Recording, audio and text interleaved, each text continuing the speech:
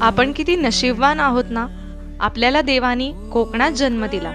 कोकण म्हटलं की आठवतो तो निळाशार समुद्र आणि ऐतिहासिक वारसा जपणारे गड किल्ले, मंदिरे, लेण्या आणि पुरातत्वीय कोरीवकाम असलेले अवशेष आपण जपत आलो आहोत आणि जपल्याही पाहिजे, पण त्याचबरोबर त्यांची निगा राखणे गरजेचे आहे. कोकणाला सुमारे 720 किलोमीटर लांबीचा समुद्रकिनारा लाभला आहे. त्यामुळे इथे कांदळवने मोठ्या प्रमाणात आढळतात. कांदळवनांमुळे सुनामीचा तडाखा किनाऱ्याला कमी होतो. कांदळवनांच्या संरक्षणासाठी मत्स्यपालन व्यवसायास मोठी चालना मिळाली आहे. त्यामुळे स्थानिक लोकांना रोजगाराची संधी निर्माण झाली आहे. आणि त्या संधीचं आपण सोनं करत आहोत.